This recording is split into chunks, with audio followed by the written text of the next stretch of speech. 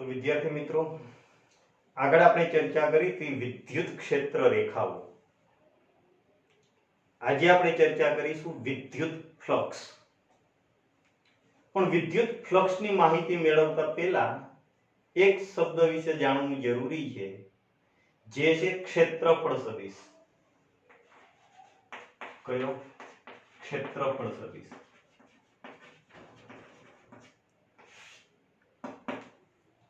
ક્ષેત્રફળ સદિશ શું છે ખરેખર? કોઈ સમતલ, એ સમતલને દોરેલો લંબ એનો ક્ષેત્રફળ સદિશ બતાવે. કોઈ પણ સમતલને દોરેલો લંબ એટલે કે સમતલનું જે નમન દર્શાવે, કેટલા અંશના ખૂણે નમેલો છે, એ સમતલનું જે નમન દર્શાવે છે એને આપણે કહીશું ક્ષેત્રફળ સદિશ, જે હંમેશા સમતલને લંબ હોય. એટલે સમતલને લંબ દિશામાં જ હોય. કોઈ પણ બંધ પૃષ્ઠ હોય, બંધ વક્ર હોય, ધારો કે આનું ક્ષેત્રફળ છે S, તો આને ઘણા બધા નાના નાના ક્ષેત્રફળ ખંડમાં વિભાજિત થયેલો લઈ શકાય અને ઘણા નાના નાના ખંડ વિચારી શકાય, ગમે તે આકારનો હોય. તો આનો કોઈ એક નાનકડો ખંડ લઈએ જેને એક સમતલ ગણી શકાય. આખાનું ક્ષેત્રફળ આપણે કયું લીધું? S. આ નાનો ભાગ જેને કહેવાય ક્ષેત્રફળ ખંડ, નાના ભાગને શું કહીશું? ક્ષેત્રફળ ખંડ, ડેલ્ટા S. તો આનું ક્ષેત્રફળ પણ કેટલું લઈશું? ડેલ્ટા S, જે શું છે? ક્ષેત્રફળ ખંડ. એને દર્શાવેલો લંબ બહારની તરફ, જેને કહીશું આપણે ક્ષેત્રફળ સદિશ. કઈ રીતે દર્શાવાય? તો ડેલ્ટા S સદિશ.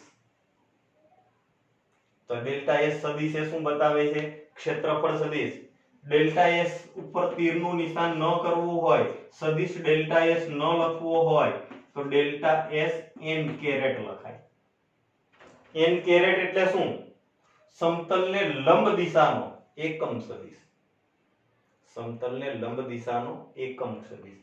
કોઈ પણ આકારના બંધ પૃષ્ઠ માટે લાગુ પડે, કેમ કે ગમે તેવા આકારનું હોય પણ એનો નાનકડો ખંડ એને આપણે એક સમતલ ગણી શકાય. અને એની લંબ દિશામાં જે ખંડ લઈએ એ ક્ષેત્રફળ સદિશ. કઈ રીતે દર્શાવાય? સદિશ ડેલ્ટા S. આવું ન લખવું હોય તો ડેલ્ટા S n કેરેટ. આ n કેરેટ એટલે શું છે? સમતલને લંબ દિશાનો એકમ સદિશ. હવે આપણે વાત કરવી છે વિદ્યુત ફ્લક્સ.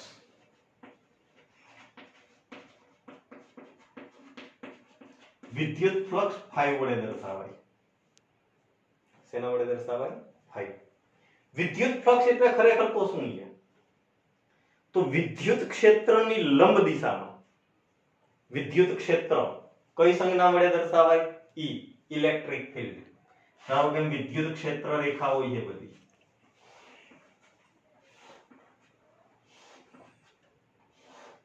આ બધી એક જ દિશામાં લીધી, સમાન અંતરે લીધી, તો આને સમાન વિદ્યુત ક્ષેત્ર કહેવાય. તો વિદ્યુત ક્ષેત્ર રેખાઓ બતાવી E. તો વિદ્યુત ક્ષેત્રને લંબ એટલે ઊભું, વિદ્યુત ક્ષેત્રને લંબ એકમ ક્ષેત્રફળમાંથી પસાર થતી ક્ષેત્ર રેખાઓની સંખ્યાને વિદ્યુત ક્ષેત્ર રેખાને લંબ એકમ ક્ષેત્રફળમાંથી પસાર થતી ક્ષેત્ર રેખાની જે સંખ્યા છે એ વિદ્યુત ક્ષેત્રની તીવ્રતા, એની પ્રબળતાનું માપ આપે. તો વિદ્યુત ક્ષેત્ર રેખા છે, આને હું કોઈ એક લંબ ખંડ મૂકું, આમાંથી અમુક ક્ષેત્ર રેખાઓ પસાર થાય. જે ક્ષેત્ર રેખાઓ પસાર થાય એની તીવ્રતાનું માપ દર્શાવે. પણ જો હું આ જે લંબ સદિશ લંબ ખંડ મૂક્યો તેને ત્રાંસો કરું તો, ઊભો રાખ્યો તો હું એને ત્રાંસો કરું, અમુક અંશના ખૂણે નમાવું, તો એમાંથી જે ક્ષેત્ર રેખા પસાર થતી હતી એની સંખ્યા ઘટી જાય. આ ક્ષેત્ર રેખાઓ છે, હું આમાં મૂકું, હથેળી મૂકું, તેમાંથી મોટા ભાગની ક્ષેત્ર રેખાઓ પસાર થાય છે, પણ મને એમ ત્રાંસુ કરી નાખું તો ઉપર નીચેની ક્ષેત્ર રેખાઓ નીકળી ગઈ એમને, એ આ સમતલમાંથી પસાર થશે નહીં. એનો અર્થ કે ખૂણો બદલવામાં આવે. ડેલ્ટા એસ જે લંબ મૂકેલો હતો સદિશને, કયા સદિશને? વિદ્યુત ક્ષેત્રના સદિશને, એની સાથે જો એને નમાવવામાં આવે તો એમાંથી પસાર થતી ક્ષેત્ર રેખાની સંખ્યા ઘટી જાય. જો વિદ્યુત ક્ષેત્ર E હોય, ક્ષેત્રફળ સદિશ ડેલ્ટા એસ હોય, વિદ્યુત ક્ષેત્ર E લીધું, ક્ષેત્રફળ સદિશ કયો લીધો? Delta S. તેમાંથી પસાર થતી ક્ષેત્ર રેખાની સંખ્યા કેટલી થાય? તો કે E ડેલ્ટા એસ. પણ જો હું આને ખૂણો બદલું તો E ને લંબ દિશાનો પ્રક્ષેપ લેવો પડે. ડેલ્ટા એસ ની જગ્યાએ લેવું પડે ડેલ્ટા એસ કોસ થીટા, લંબ દિશાનો પ્રક્ષેપ. તો હવે સંખ્યા કેટલી થઈ જાય? તો E delta S cos theta. લંબ મૂકીએ તો કેટલી થતી હતી? E delta S. અમુક અંશના ખૂણે નમાવી દીધું તો E delta S cos theta. આ જે સંખ્યા મળે છે એ સંખ્યા એ જ એનું વિદ્યુત ફ્લક્સ. શું કર્યું આપણે? વિદ્યુત ક્ષેત્રને લંબ એકમ ક્ષેત્રફળમાંથી પસાર થતી ક્ષેત્ર રેખાની જે સંખ્યાઓ હતી એ શેનું માપ આપતું હતું? એની તીવ્રતા, પ્રબળતાનું માપ.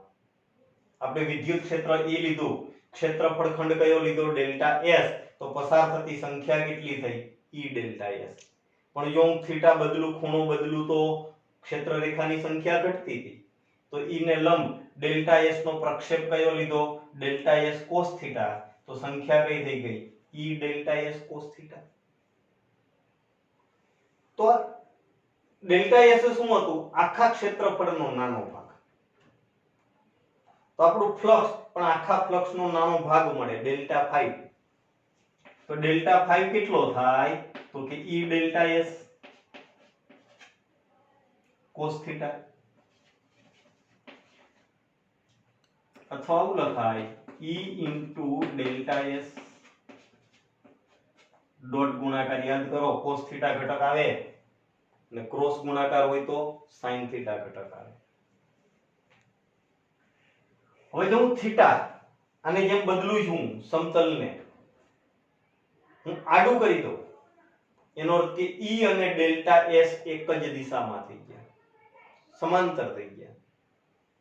ક્ષેત્રફળ ખંડ આમ લીધો તેને મેં આડો કરી દીધો તો E અને ડેલ્ટા એસ બંને કેવા થઈ ગયા? સમાંતર. અને બંને સમાંતર થયા તો E અને ડેલ્ટા એસ વચ્ચે ખૂણો કેટલો થાય? 0,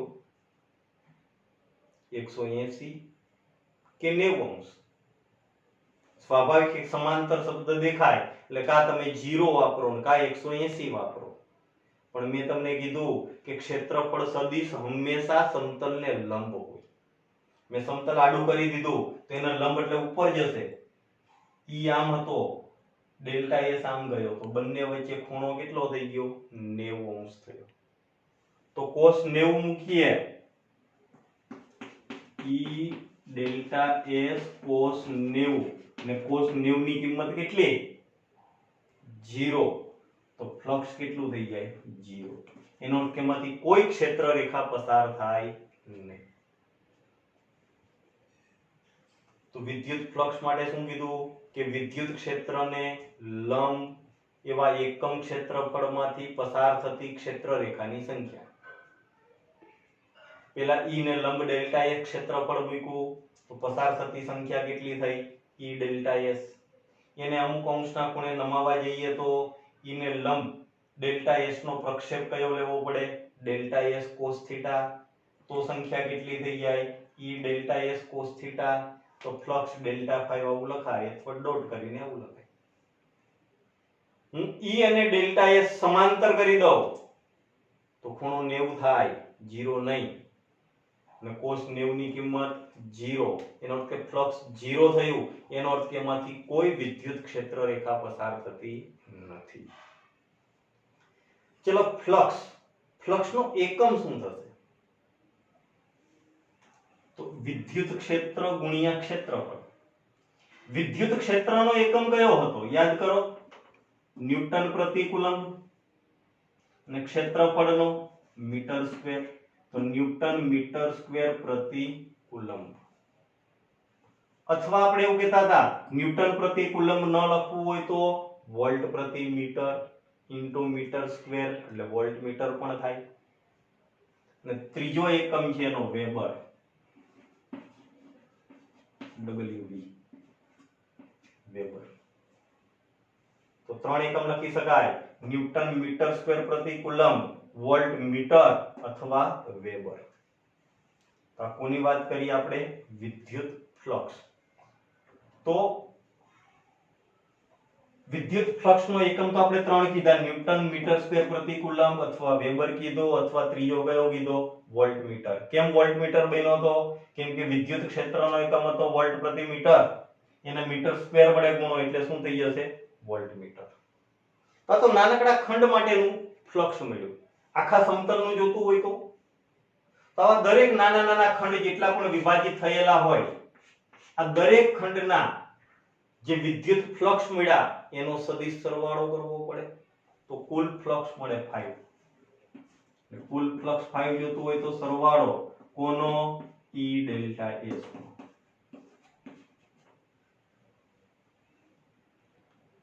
ચોક્કસ મૂલ્ય મેળવવું હોય તો લિમિટ લઈ શકાય અને લિમિટ લેવા જઈએ delta S range to 0 E into delta S. તો આને શું કહી શકાય EDS પણ સિગ્મા નું શું થઈ જાય સંકલન આખા પૃષ્ઠ પર સદિશ ડોટ સ્વરૂપે મૂકવું તો મૂકી શકાય. આને શું કહેવાય ફ્લક્સ કેટલું થાય તો કોઈ ક્ષેત્ર છે એના પૃષ્ઠ પરનું પૃષ્ઠ સંકલન જેટલું. એટલે વિદ્યુત ફ્લક્સ એ શું છે કોઈ વિદ્યુત ક્ષેત્રના પૃષ્ઠ પરનું પૃષ્ઠ સંકલન. કોઈ વિદ્યુત ક્ષેત્રના પૃષ્ઠ પરનું પૃષ્ઠ સંકલન એટલે શું થઈ ગયું વિદ્યુત ફ્લક્સ થાય. બીજો એક શબ્દની વાત કરવી છે આપણે વિદ્યુત ડાયપોલ.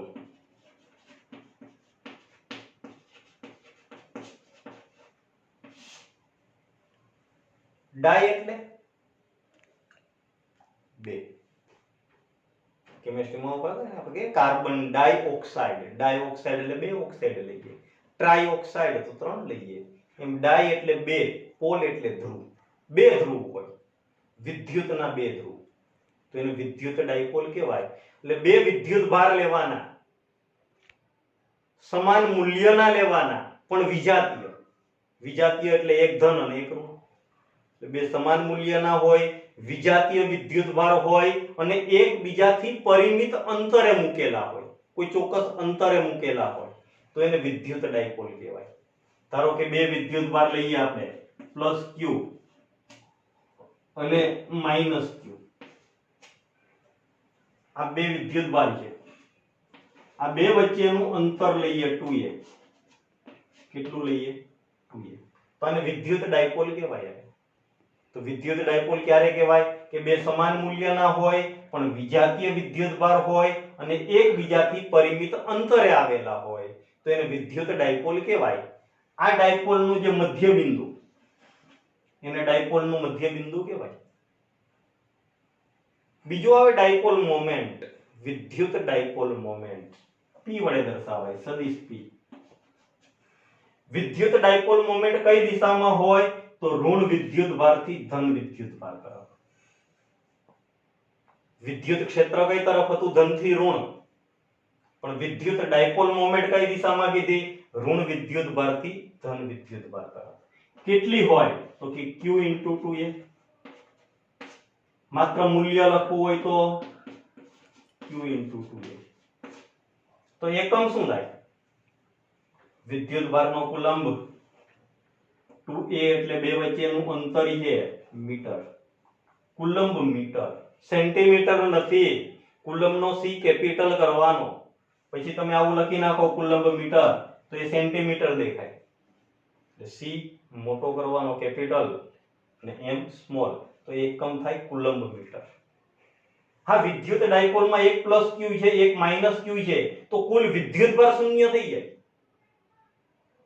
પણ એનું વિદ્યુત ક્ષેત્ર શૂન્ય નથી થતું. કેમ કે બંને વિદ્યુતભાર અલગ અલગ છે, એક જ બિંદુ ઉપર નથી. એટલે વિદ્યુત ડાયપોલનો કુલ વિદ્યુતભાર શૂન્ય થાય પણ એનું વિદ્યુત ક્ષેત્ર શૂન્ય થતું નથી. તો ફરી એક વખત કહી દઉં તમને, પહેલા આપણે વાત કરવી હતી વિદ્યુત ફ્લક્સની, તો એના માટે પહેલા ચર્ચા કરી આપણે ક્ષેત્રફળ સદિશ. તો ક્ષેત્રફળ સદિશ એ શું હતો? સમતલને દોરેલો લંબ, એટલે જે સમતલનું નમન દર્શાવે છે. આખું કોઈ ક્ષેત્રફળ હોય, એનો એક નાનકડો ખંડ લઈએ, ગમે તે આકારનું પૃષ્ઠ હોય, તો એને એક નાનકડો સમતલ ગણી શકાય. તો એ નાના પૃષ્ઠને શું કીધું આપણે? ક્ષેત્રફળ ખંડ. એને ક્ષેત્રફળની દિશાનો લંબ સદિશ દોરીએ, જેને કીધું સદિશ ડેલ્ટા એસ. સદિશ ડેલ્ટા એસ ન લખવું હોય તો delta S n caret. n caret એટલે પૃષ્ઠને દોરેલા લંબની દિશાનો એકમ સદિશ. બીજી વાત કરવી હતી વિદ્યુત ફ્લક્સ, તો એના માટે શું કીધું કે વિદ્યુત ક્ષેત્રને લંબ એવા એકમ ક્ષેત્રફળમાંથી પસાર થતી ક્ષેત્ર રેખાની સંખ્યાઓ. જો વિદ્યુત ક્ષેત્ર E હોય, એને લંબ રાખેલું સમતલ, એનો ક્ષેત્રફળ સદિશ ડેલ્ટા S હોય, તો સંખ્યા કેટલી થાય? E delta S.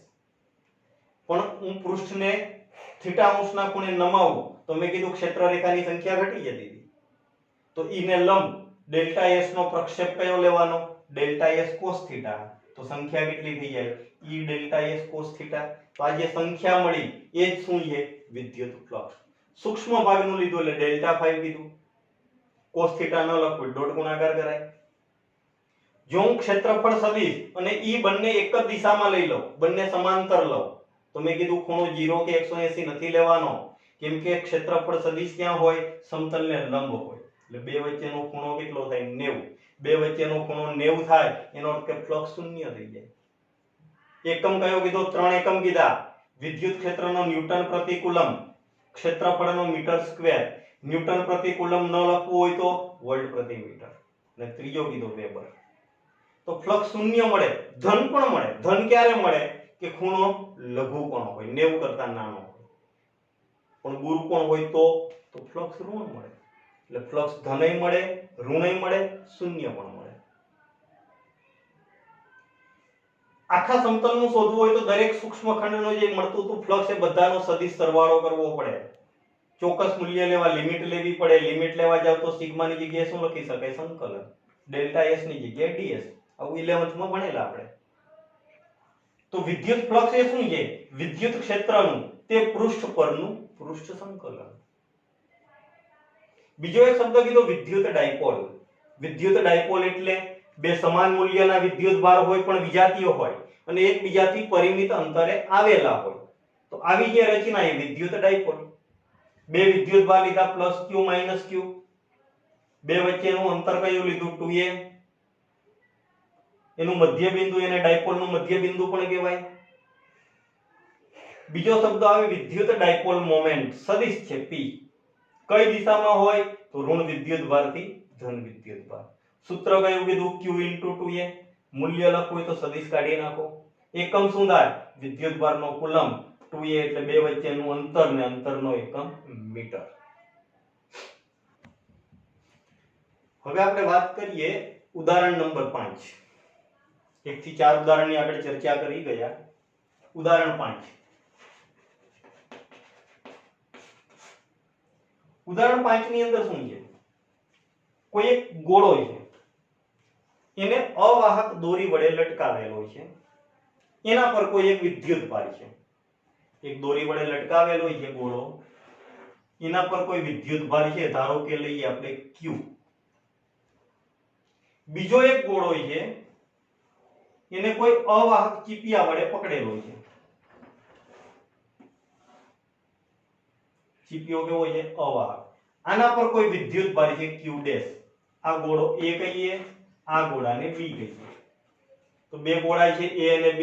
એકને અવાહક દોરી વડે લટકાવેલો છે, બીજાને અવાહક ચીપિયા વડે પકડેલો છે. બે વચ્ચેનું અંતર કોઈ છે, ધારો કે r. r લઈ શકાય, d લઈ શકાય. તો બે વચ્ચે વિદ્યુત બળ કેટલું લાગે? તો k q1 q2 upon r square. d લખવું હોય તો d square.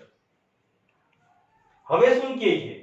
ગોળા a ને વિદ્યુતભાર રહિત એટલે વિદ્યુતભાર વગરના ગોળા C સાથે સંપર્ક કરાવો. આ કયો હતો A અને આ કયો છે C. આવો જ B નો સંપર્ક કોની સાથે કરાવો? D સાથે. આના પર વિદ્યુતભાર કયો હતો? Q. આના પર કયો હતો? Q dash. આ બંને વિદ્યુતભાર વગરના 0 0.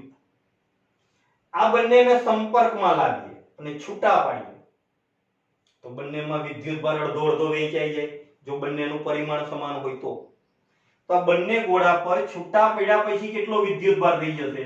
Q/2 Q/2. આમાં કેટલો થઈ જશે? Q dash by 2 Q dash by 2. તો A ઉપર કેટલો? Q/2.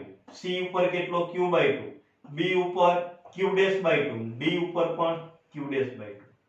ને હવે એવું કહે કે A અને B વચ્ચેનું અંતર અડધું કરી દઈએ તો હવે બળ કેટલું લાગે? આ બે વચ્ચેનું અંતર કેટલું કરી દઈએ? અડધું એટલે r/2. તો નવું બળ F ડેશ કેટલું થાય? તો K. Q હતો ત્યાં કોણ આવી જશે? Q/2. Q ડેશ હતો ત્યાં કોણ આવશે? Q dash by 2. R હતો ત્યાં કોણ આવશે? r/2 એનો સ્ક્વેર. સાદું રૂપ આપીએ તો શું થશે? K Q ડેશ બાય 4 છેદમાં r²/4. તો બંને 4 તો ઉડી જવાના. શું વધ્યું? K Q dash upon r². એટલે પહેલા જે બળ હતું એટલું જ બળ થઈ ગયું. એનો અર્થ કે બંને વિદ્યુતભાર અડધા કરો અને અંતરે અડધું કરો તો બળમાં કોઈ ફરક પડતો નથી. આ હતું ઉદાહરણ નંબર 5. ઉદાહરણ 6 ની અંદર શું કહે છે કે એક સમબાજુ ત્રિકોણ છે ABC. આ ત્રણેયના શિરોબિંદુ પર વિદ્યુતભાર મૂકેલા છે Q1 Q2 અને Q3 અને ત્રણેયના મૂલ્ય સરખા છે એટલે Q1 બરાબર Q2 બરાબર Q3 બરાબર Q. અને એના મધ્ય બિંદુ ઉપર વિદ્યુતભાર છે કેપિટલ Q. તો આ મધ્ય બિંદુ પર આ ત્રણેયના કારણે કુલ બળ કેટલું લાગે? તો આના કારણે આમ બળ લાગશે, આના કારણે આમ બળ લાગશે, આના કારણે આમ બળ લાગશે. ત્રણ બળ થશે F1 F2 F3. આ ત્રણેય બળ એક જ બિંદુ ઉપર લાગે છે. એક બિંદુગામી બળનો ઉપયોગ કરો તો પણ આપણને ખબર પડી જાય પરિણામી બળ શૂન્ય હોય. દાખલો ઘણી રીતે ગણી શકાય. અથવા બે બળ એનું પરિણામી બળ એમ જાય બંનેની વચ્ચે તો આ બંને સમાન મૂલ્યના અને વિરુદ્ધ દિશામાં થાય તો પણ પરિણામી બળ શૂન્ય થાય. એનો અર્થ કે આવા કોઈ પણ પ્રકારની આકૃતિ બનતી હોય તેનું પરિણામી બળ કેટલું થઈ જાય? શૂન્ય. એકમ સદિશનો ઉપયોગ કરીને પણ ગણી શકાય. એટલે જુદી જુદી રેફરન્સ બુકમાં એનો ઉલ્લેખ જુદી જુદી રીતે કરેલો. તો આ કોની વાત હતી? ઉદાહરણ 6. આ સિવાય તમારે હોમવર્કની અંદર આજે